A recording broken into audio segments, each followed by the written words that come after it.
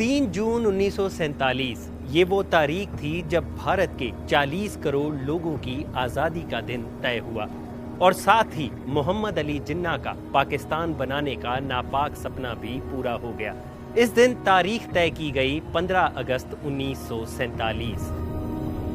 भारत पाकिस्तान के बंटवारे के लिए महज 73 दिन का वक्त दिया गया था, लेकिन ये बंटवारा इतना भी आसान नहीं था।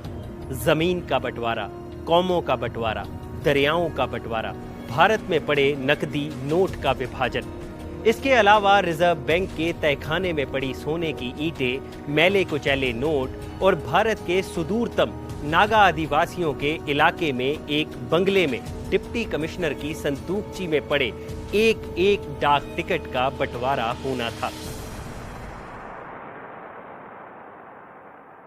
नमस्कार, मैं हूं भूपेंद्र सोनी और आज मैं आपको सुनाऊंगा किस्सा उन तमाम बंटवारों का जो भारत पाकिस्तान के बंटवारे के वक्त किए गए। भारत पाकिस्तान के बंटवारे का ये किस्सा बयां किया गया है डोमिनिक लेपियर और लैरी कॉलिंस की किताब फ्रीडम एट मिडनाइट में। इस बंटवारे के लिए 2 अनुभवी अधिकारियों को चुना गया, जिनमें से एक थे एच.एम. पटेल और दूसरे थे चौधरी मोहम्मद अली। इन दोनों अधिकारियों के नीचे कई छोटे बड़े अधिकारी थे जो अलग अलग जगहों से रिपोर्ट्स बनाकर इन दोनों अधिकारियों के पास भेजते थे। इन रिपोर्ट्स के ही आधार पर ये दोनों अधिकारी बंटवारे की सिफारिशें तैयार करते थे, जिन्हें आगे विभाजन परिषद के पास भेजा जाता था, जिसके अध्यक्ष थे खुद लॉर्ड माउंटबेटन। इस बंटवारे की शुरुआत हुई देश के नाम से। सबसे पहले कांग्रेस ने इस बहुमूल्य संपत्ति की मांग की और ये संपत्ति थी देश का नाम भारत। असल में कांग्रेस ने उस प्रस्ताव को खारिज कर दिया था जिसमें उसे भारत का नाम बदलकर हिंदुस्तान रखने की सलाह दी गई थी। कांग्रेस ने तर्क दिया कि पाकिस्तान भारत को छोड़कर जा रहा है, इसलिए संयुक्त राष्ट्र जैसी संस्थाओं में भारत की असल हैसियत के हकदार हम ही हैं। इस बंटवारे के दौरान सबसे ज्यादा तू मैं हुई पैसे को लेकर। ये झगड़ा इतना बढ़ गया कि एच.एम. पटेल और चौधरी मोहम्मद अली को सरदार पटेल के घर में एक कमरे में तब तक बंद कर दिया गया जब तक वो एक नतीजे पर नहीं पहुंचे। खैर, कई दिनों की सौदेबाजी के बाद ये दोनों इस नतीजे पर पहुंचे कि भारत के बैंकों में पड़ा पैसा और अंग्रेजों से मिलने वाले पैसे में से 17.5% हिस्सा पाकिस्तान को दिया जाएगा और इसके बदले में पाकिस्तान भारत के ऋण का 17.5% हिस्सा चुकाएगा।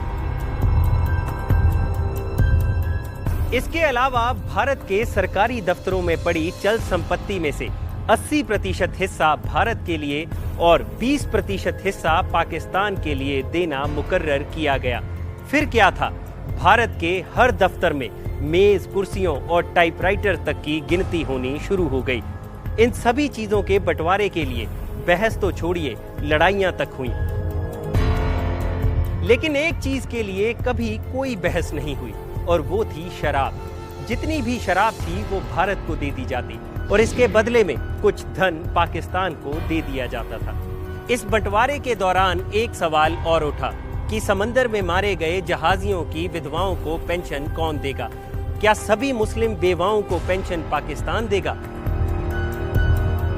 और क्या सभी हिंदू विधवाओं को पेंशन भारत की ओर से दी जाएगी? यही नहीं, भारत की 18,077 मील लंबी सड़कों में से 4,913 मील सड़क और 26,421 मील रेल लाइनों में से 7,112 मील की रेल लाइन पाकिस्तान के हिस्से में आई, जिसके बाद ये बहस छिड़ गई कि इन महकमों की मशीनरी जैसे बुलडोजर, रेल इंजन और बाकी सामान आदि दोनों मुल्कों में तय किए गए 80 और 20% के आधार पर बांटा जाएगा या फिर जिसके हिस्से में जितनी सड़कें और रेल लाइनें आई है उस आधार पर बांटा जाएगा। यही नहीं, भारत की लाइब्रेरी में पड़ी पुस्तकों के बंटवारे को लेकर भी दोनों मुल्कों में पेंच फंस गया। एनसाइक्लोपीडिया ब्रिटानिका को भारत और पाकिस्तान में इस तरह बांटा गया कि पहला खंड भारत को दिया गया, फिर दूसरा खंड पाकिस्तान को दिया गया, फिर तीसरा खंड फिर से भारत को दे दिया गया। यहाँ तक कि लाइब्रेरी में पड़े शब्दकोश को भी आधा आधा फाड़ कर भारत पाकिस्तान में बांट दिया गया। बंटवारे की इस प्रक्रिया से एक चीज को बाहर रखा गया और वो था भारत का गुप्तचर विभाग। भारत के गृह विभाग ने दूरदर्शिता से फैसला लिया कि भारत के गुप्तचर विभाग में किसी तरह की कोई कमी नहीं की जाएगी और उसके अफसर इस बात पर अड़े रहे कि इस विभाग की एक फाइल तो छोड़िए, स्याही तक भी हम पाकिस्तान नहीं जाने देंगे। पाकिस्तान एक नया मुल्क बना था तो जाहिर सी बात है उसकी नई करेंसी भी छपनी थी, लेकिन उस वक्त भारत में सिर्फ एक ही प्रेस थी जहां पर नोटों की छपाई होती थी और भारत ने उस प्रेस को पाकिस्तान से साझा करने से इनकार कर दिया, जिसके बाद पाकिस्तान को भारतीय नोटों पर ही अपनी पाकिस्तानी मोहर लगाकर थोड़े वक्त के लिए काम चलाऊ करेंसी बनानी पड़ी थी। बंटवारे का माहौल इतना चरम पर था कि कुछ पाकिस्तानी मुसलमान चाहते थे कि ताजमहल को तोड़कर पाकिस्तान भिजवा दिया जाए, तो वहीं कुछ हिंदू साधुओं का कहना था कि सिंधु नदी जिसके तट पर बैठकर वेद लिखे गए थे वो किसी भी हालात में भारत को ही मिलनी चाहिए। सबसे नाटकीय विभाजन हुआ वायसरॉय भवन के अस्तबल में। इस अस्तबल की शान थी 12 घोड़ा गाड़ियां, जिन पर सोने और चांदी की तरह तरह की सजावट हो रखी थी। इन गाड़ियों में वायसरॉय और उनके मेहमानों को दिल्ली की सैर करवाई जाती थी, लेकिन इनमें से 6 गाड़ियों की सजावट सुनहरी थी और 6 गाड़ियों की सजावट रुपहली थी और इन 6 गाड़ियों के सेट को तोड़ना भी बड़ी दुखद बात होती।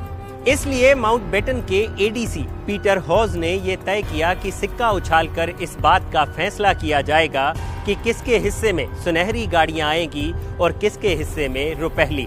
इसके बाद जब वो सिक्का खनखनाता हुआ अस्तबल के फर्श पर गिरा तो भारत की तरफ से कमांडर मेजर गोविंद सिंह उछल पड़े। सुनहरी गाड़ियों का फैसला भारत के हक में हुआ था। लेकिन इसके अलावा एक और दिल पसीज देने वाला बंटवारा अभी बाकी था। ये बंटवारा था उन लाखों मुसलमानों, हिंदुओं और सिखों का जो भारत की गौरवशाली संस्था भारतीय सेना का हिस्सा थे। भारतीय सेना के 2/3 सैनिक भारत के हिस्से में आने थे और 1/3 सैनिक पाकिस्तान के हिस्से में। बाकी चीजों की तरह इन वीरों का बंटवारा भी तय था और इसके साथ ही 25 लाख सैनिकों की उस गौरवशाली परंपरा का अंत हो जाना था। जुलाई के अंत में भारतीय सेना के अधिकारियों को एक फॉर्म दिया गया जिसमें उन्हें लिखना था कि वो भारत के साथ जाना चाहते हैं या पाकिस्तान के साथ। हिंदू और सिख फौजियों को इस फॉर्म से कोई समस्या नहीं थी, लेकिन वो मुसलमान फौजी जिनका बंटवारे के बाद घर बार भारत में छूट जाने वाला था, उनके लिए ये कागज का टुकड़ा शूल बन गया। इसी पीड़ा से गुजर रहे थे मेजर याकूब खान, जो रियासत रामपुर के रहने वाले थे। सारी रात वो अपने घर की यादों को सीने से लगाए ये सोचते रहे कि आखिर करें तो करें क्या, लेकिन अंत में उन्होंने अपने दिल पर पत्थर रख पाकिस्तान को चुना और अपनी माँ और परिवार को छोड़कर पाकिस्तान जाने का फैसला लिया। अगली सुबह बेटे को घर से रुखसत करते हुए माँ ने उसे कुरान के नीचे से गुजारा और वो पवित्र किताब उसके हाथ में दे दी और साथ ही उसके सर पर से कुछ पढ़कर भी फूंका ताकि उसकी दुआ हमेशा उसके बच्चे के साथ रहे। मेजर याकूब खां को लग रहा था कि वो अपनी माँ से मिलने आते जाते रहेंगे, लेकिन उनका ये सोचना गलत था। वो ना तो कभी दोबारा अपनी माँ से मिल पाया और ना ही कभी अपने पुश्तैनी घर वापस लौट पाया।